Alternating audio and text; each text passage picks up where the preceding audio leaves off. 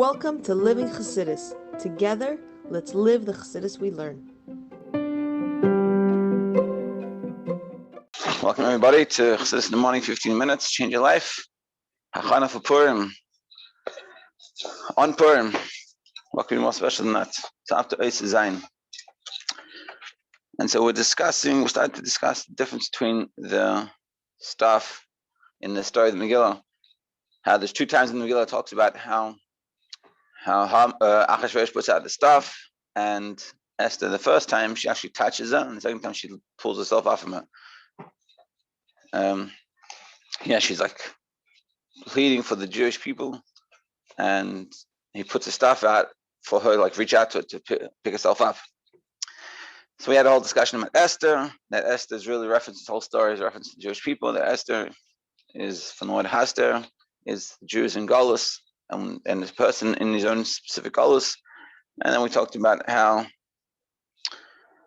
this stick is this golden scepter is like the godliness being brought down, and basically we said the reason why Purim is not going to be nullified when Mashiach comes is because the other Yom Tovim are like that. Their godliness is being brought down and it's raising us up, but the level is a way that we can only grab a little bit of it, and that's why he said it's only she touched the stuff. And so there, we'll continue on this concept talking about Purim and how it relates to Mashiach. And Purim is really it's a much higher level brought down a much lower level. Zayin. Transformation. The reason why it will be possible to have such a powerful manifestation in our lowly realm, Mashiach's era. So the reason why Mashiach, we can have God himself, because seemingly the problem is godliness. Our world is made in a way that we don't perceive godliness very apparently, in order that we can, it's one of the reasons so we can handle it. Because if godliness revealed itself the way God is, then we would cease to exist as separate entities. And the whole purpose that God wants us to be in this world, in this physical world, as separate entities from him and connect to him. So then when Mashiach comes, how's that going to change? Because unlike the previous redemptions where the evil was merely subjugated and broken, the Sitra Achra, when the Beis Hamikdash was built and we had this sort of like Mashiach type times, it wasn't a total transformation, it was a subjugation. The darkness itself will be transformed to light. As when Mashiach comes, then it will be transformed to darkness. Regarding past redemption, scriptures use the phrase like to struck the Egyptians through its firstborn, and a slew mighty kings. Statements indicating that the evil is subdued and destroyed. Speaking of the future redemption, in contrast, the verses, for then I will transform the nations to speak a pure language, so that they will all proclaim the name of God, to worship him in unison. And many nations will go and say, come, let us go up to the mountain of God, and he may teach us his ways, and we may walk in his path. For at that time, the darkness will be turned to light. So we're seeing here that in the times of the other times when those, so to speak, Ulam, it wasn't a transformation, it was more subjugation. That the other worlds, the other kings and everything in other nations, they didn't transform themselves, but they just got pushed down. Yeah, and then as Mashiach comes, we're seeing this from Sukkim, how Mashiach comes and the world transforms itself. Like it says, they'll all speak one language, that they're going to come up to speak Lashon HaKodesh, all coming together, being transformed. Achashverosh's change of heart. Now we can understand why among the Jewish festivals only Purim will remain a holiday in the Messianic age. Mashiach comes will only Purim. So why now we understand? Well, what does it mean when Mashiach comes? For the miracles of Purim embodied a similar transformation, that of King Achashverosh's heart. The very same mouth that gave Haman the authority to decree the destruction of the Jewish people, God forbid, saying, the nation is yours, do as you please. So that's what Achashverosh said to Haman. Haman said, I want to destroy the Jewish people. And Achashverosh said, whatever you want, buddy, here, take the seal, make the decrees, you're good. So that's what Achashverosh did in the negative that could have destroyed the Jewish people. Eventually granting Esther and Mordechai the power to issue decrees concerning the Jews as you please. This is the idea of darkness transformed into light. And then what happened in the end? After Achashverosh got killed, they went to the king. They begged for him. They said, "Hey, can we do something about this annihilation decree?" And he said, "Yeah, take the seal of the king and do whatever you want." The king's stamp. And obedient and so that was a transformation. From one person saying, "Do as you please," to destroy the Jewish people, he was transformed. He hated Haman now. He loves Esther, and he's like, "Do as you please," in the positive. Yeah, this is the idea that doctrine is transformed into light, as it will be in the times of Mashiach, when the glory of the Lord should be revealed, specifically in the darkest, lowliest realms. Yeah, and that's the transformation that Mashiach comes. And we see this. This is exactly how Mashiach is, because the Adim Tevim is sort of like the other Gula. That it wasn't the world was transformed; it was just subjugated. We have more connections to Elikus. Whereas by the time of Esther and the whole story of Purim was a transformation, taking Achashverosh that was decreed to the annihilation of the Jewish people, and then he had a total 180, and suddenly he's like, "I love the Jewish people. I want them to do whatever is good for them." Pretty crazy. Shedding light on halacha. So that's essentially, yeah. I don't know if we should go into the halacha part of it. I don't want to get. We'll go. Yeah. So yeah, we'll skip to verse 9. But basically, essentially what we're saying is the contrast in the story that one time Esther puts out the king puts out his scepter and she touches it on the first story, and the second one she holds it up, lifts it up, is this transformation that has happened. And the story, and this is why Purim is never going to be. We're always going to have Purim, even when Mashiach comes. Unlike the other festivals, won't exist anymore, because Purim is a concept, and we see in the story, it's really Purim presents this transformation, this total transformation, whereas the Adim Tevim is only subjugation of what's going on, and because that's the case, so that's why Purim never because the meaning the spiritual energy that comes from Purim is one way higher than everything else. It's not just a little bit more, but it's a transformation, and that's why Purim possibilities that come on Purim is a total transformation. We can really work on ourselves, really have that inspiration that can really transform ourselves. Let's see, 9. A space for God. This is the meaning of the verse. Behold, he, Zeh, stands behind our wall. Remember we talked about that in the beginning, so we're going to go back to this a little bit. Watching through the window, peering through the crevices. So there, the divine wisdom and will is manifest in Torah matters in the manner of Zeh. So when you learn Torah, you're seeing God in the way of Zeh. Zeh is that clarity. It is nonetheless stands behind our wall, but it's not total clarity, but it's behind the wall. We cannot perceive the godly radiance of Torah mitzvahs. This lack of perception stems from our sins, which acts as a wall to impede this radiance from shining. It's because our perception, because the sins that we do, so it causes us to have less sensitivity. But if we didn't do our various, we would be a lot more sensitive to the godliness and to our learning and the impact that it has. So now it's as if it's this great revelation that is tangible, but we're behind the wall, and our wall is all the various. The solution. So then, how do we get out of this? The solution to this problem is found in the words watching through the window, peering through the crevices, like it says in the Pasuk. The windows and crevices are both created by carving holes into the wall. The only difference is one of size. The one is bigger, one is smaller. Similarly, when one's heart is as spiritually sensitive as a cold, hard stone, one must then carve out space within it. So if you're like a cold, hard stone, you have to make some holes in it. As the sages say, open for me the point of a needle, and I will open for you the most spacious of chambers. And meaning, and this is a very powerful part that he's saying. So what happens when we learn Torah? It's very clear what's going on. But why don't we not see it? Because as much as Torah is there and it has that clarity aspect to it, but it's concealed by this wall of separation that we've built through our various. So how do you change that? By making holes in the wall. Now, so you're going to say to yourself, "Oh, it's so hard, and me, you don't understand how big my wall is, and I've done so much not good, or I'm not even like there, I'm like all messed up inside of me, it's too much hassle."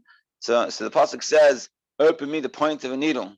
So do the littlest thing you can, the littlest, and I'll open for you the most spacious of chambers. That one point that you make Hashem will vastly help you. One needs to break the spirit of haughtiness that covers the heart to make a contrite spirit a broken heart. For the wall that stands between man and God is in reality one's ego, the self-centeredness that gives more significance to personal matters and spiritual affairs. And this is the ego that gets, and this wall is essentially meaning if you go back to, it's not the Averes that the problem is, it's the ego. The ego pulls us away from godliness, makes us separated from godliness, and says, I don't have time for God. Well, I'm busy now, and I'm too tired. We have all the excuses that we give. If we channel it back to its core, it's an ego. And as Sheish Tab says, ego stands for edging God out. So, and that's what it is, and that's what it's doing. Ego is not. It's not like I think I'm so good. That's not the ego we're talking. I'm talking the ego of I'm too busy for God, or godliness is hard. It's not for me, and sort of things like that. It's not like putting yourself down or anything. For the wall there stands between man and God is really one's ego. Self-centeredness that gives more significance to personal matters and spiritual affairs. Meaning you have a shlichus to do, but you care more about yourself. Number 10. Let's finish it off. Now we can return to the story of Esther. Esther approaches. When King Ahasuerus initially saw her, she was standing in the courtyard. Metaphorically speaking, this refers to the soul's initial spiritual posture, as it rises from the wilderness of negativity. For even when the soul stands in the inner courtyard, of the king, it is still a wilderness compared with her permanent where he permanently resides. Meaning like this: she is an neshama in exile. The king is talking about the Eibishter. So what happens? She comes into the courtyard, but where is she coming from? Like we explained before, she's coming from the wilderness, rising from the wilderness. What's the wilderness? Wilderness is a negative place. It's a place where there's nothing. It's fallow. There's no growth. There's no, you're not doing the right things. But you're coming out of that and trying to work on yourself. So you come to this courtyard. The thing is, you're coming from there, from this negative place, coming out of that. Where's the king? He stands really in his inner courtyard, but he's meeting her out there in the outer courtyard. So for him, the king is still a wilderness compared to where he permanently resides. So for where she's coming from, this is a step up. Where he's coming from, it's a step down. The soul thus stands in the courtyard in the spiritual wasteland, yearning to rise up to be together with the king. What does the neshama want, and what do we want? We want to connect to the God. Then there is a manifestation of divine radiance showered upon the soul, which enables it to ascend and approach the king with immense passion, as it says, and Esther approached. So then the king comes, makes himself available, and then she can come. So even though we're coming from a low place, but we're coming up, and the king is coming down to help us. But even after the soul has ascended to spiritual heights and approached divinity, it is still considered to be merely touching the tip of the scepter. So at that point, and this is the story, she's touching the scepter, saying because the level where they're holding, she's coming from the wilderness, coming up, and he's going from where he's high, and he's coming down to her, which is nice, but they're still they're still distant from each other. And that's why she only touch the scepter, because like we said before, the scepter is like the God-giving, but we can only handle so only a little bit because of what we're holding. Now, afterwards, in the second time, however, when she was in the actual palace where the king resides, Esther again spoke before the king and fell before his feet. And she cried and begged him to nullify the evil decree, of Haman the Agagi, and his plot that he had plotted against the Jews. In reference to the soul, its crying is to arouse God's abundant mercy, to have compassion on the spark of divinity that is trapped and gabbed with the arrogance of one's corporeal self. The evil decree of Haman that he has plotted against the Jews, for from Haman comes the narcissistic thoughts. So he's saying in the story, in the spiritual terms, she's now in the palace, she's in a better place, but Haman, which is the narcissist, he's your ego getting in the way. She's crying, I don't want to be separated from God. And really this is a cry that we should all be having. We don't want to be separated from God. We don't want Haman in our lives. And Haman is our life. And Haman is a part of us. We want to get rid of that Haman. And so we're crying to the king, we're crying to the Eibishter. I want to be connected. I don't want to have Haman. Haman's trying to kill me, trying to destroy my life. Then the soul has transformed darkness into light. And what happens? She succeeds. And being that you're in that place, you're in a much better place, so then you can transform the darkness into light. This is why the king extends the golden scepter to Esther. in its entirety. For when darkness is transformed to light, God's essence can be manifest in the world. Because you're in a better place, so your abilities to receive godliness is much greater, and your abilities to transform yourself and get rid of that ego that's in the way. Like I explained before, the ego is not that I think I'm a somebody. That's not an ego. That's a good thing. Ego is I don't have time for God, and I'm busy, and these people are annoying me, and a lot of things that are distracting, taking away from Torah mitzvahs. Ultimate perfection. Subsequently, Esther rose and stood before the king. That's what happens. It's sort of like she held onto it and lifted her up. The soul, meaning in spiritual terms, the soul is no longer in the process of ascending from wilderness. She's not coming from the wilderness anymore. That was back then. She already worked on herself, and she got to the place she's already in the palace. And not just in the palace, she's in the king's chamber. She's in the right place, but she still has the ego to work with, the Haman. And so she's crying out to the king that I want to get rid of this Haman. This Haman is taking me away from being able to connect to God. King puts out his scepter, he gives, but she can handle more. And it causes her to be able to stand up, that she's in the highest of places. The soul is no longer in the process of ascending from the wilderness, for it has reached the ultimate in spirituality. It is now able to stand prominently before the king, as it is written, a woman of excellence is the crown of her husband. Meaning the soul will be on an even greater spiritual plane than that of her husband. The divine manifestation that is now transmitted to the soul. Yeah, she's the crown, meaning she's not just the husband, which is on a high level, but she's even above it, like the crown is above the person. So, yeah, so let's just summarize this, and it was beautiful. Basically, what we're saying is like this: that Esther is us. And what happens in these stories? In the beginning, we're sitting there in the wilderness. We're coming, and she came from outside. It means we're coming from a place of darkness. We have a lot of issues, a lot of things we need to be working on. And it's like all the other Yom Tovim. So we come and we push ourselves. We come to the koyad. The koyad for us is a great ascent. We're going up. We're working on ourselves from our place. And the king comes from his inner chamber, coming out. He's outside. So he's coming down to us. By that point where, and this is, I think, where a lot of us are holding, to be honest. It's not like a negative place. It's just its reality. This is the reality of what we're holding. And so we're coming and it's like we're starting the journey. Like, hey, I want to be more connected to God. And I realize that I'm not thinking about God. I'm not doing, I do whatever I do just because I've been doing it for so long, but I'm not really like connecting this way. So we can't come up. And so God comes and he greets us and gives us the scepter, but we can only touch it. We're not fully there yet, but that helps us move along. And then we keep on going. And then the next time it happens, by then we've already upgraded ourselves, moved on to the palace, and we're in the palace, and we're even having parties with the king. And the Shama is much more connected to godliness now. But you have a Haman in the way. And Esther cries out, and he says, I've had enough. And Shama, at that point, Shama cries out, we realize we're doing the right thing, we're trying, we're in the palace, but there's a Haman in the way, and the Haman is getting to us. And he's destroying my life, and he's trying to kill me. Literally, he's doing things that are against everything that I want to be doing. And what happens? The king, the Vayoshet calendar, puts out a scepter, and by that point, because we've been working on ourselves so much, we hold the scepter and we're able to go up. We can receive so much more and raise ourselves up, and ultimately Haman gets destroyed. And then we become the crown of our king, meaning we come way above even the husband in spiritual terms. And yeah, this is beautiful lesson for us, and that's why that Mashiach comes, Purim doesn't end, because Purim is us reaching that level. It's going up to the stage, but going up to a higher level. Whereas all that in Tovim, it's more like us in the wilderness coming into the quiet of the palace. And that's why it's such a limited level. It's why, because when Mashiach comes, everything's transformed. And this is Purim. This is the ability to transform, to get rid of the Haman, get rid of our ego, and to be totally connected to God.